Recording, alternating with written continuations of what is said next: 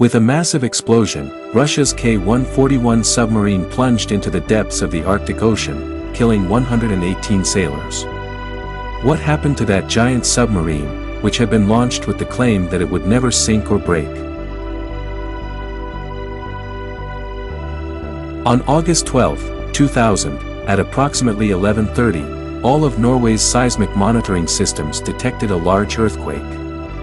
2 minutes and 14 seconds later, another massive tremor was recorded, visible on all of the monitors. When experts analyzed the source of the seismic activity, it was clear that this event had occurred in the Arctic Ocean, specifically in the Barents Sea. Various countries offered assistance to Russia, but the Russian government insisted there was no problem.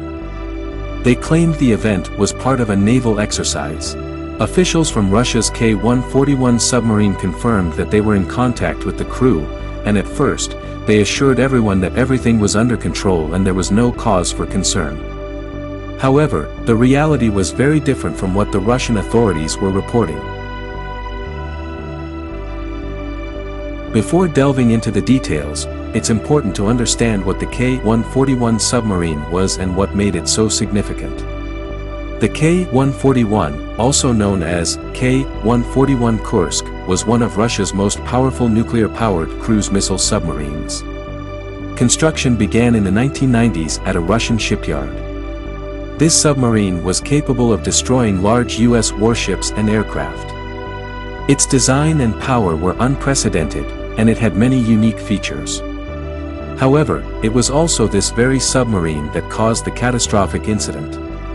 Nearly 9 hours after the initial explosion, a rescue mission was launched to determine the fate of the submarine. As the days passed, the search continued, with the mission lasting for many days. Finally, 8 days after the disaster, the submarine was located at the bottom of the Arctic Sea.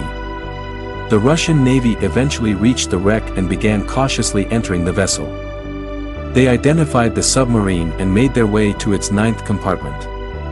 Inside, they discovered the bodies of 23 crew members. Half of their bodies were severely damaged, and some had died from suffocation due to a lack of oxygen. In nearby compartments, additional bodies were found. Some had decomposed so much that they were nearly unrecognizable. What exactly happened inside the K-141 that day? The submarine had been carrying out a training exercise involving various dummy weapons. The submarine's 9 compartments included a torpedo room at the front, where 2 dummy torpedoes were being loaded. However, a major malfunction occurred when the torpedo fuel, hydrogen peroxide, began to leak. This caused a catastrophic explosion that destroyed the first and second compartments of the submarine, killing all the sailors inside. The submarine began to sink, its bow collapsing under the pressure.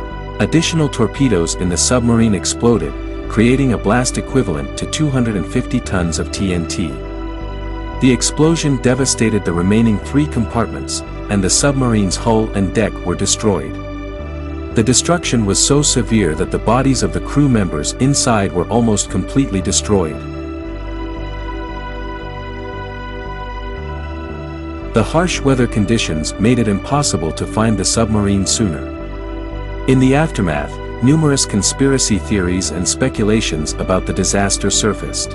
Many argued that the rescue operation had been unjustifiably delayed and that the Russian Navy was unprepared to respond to the tragedy.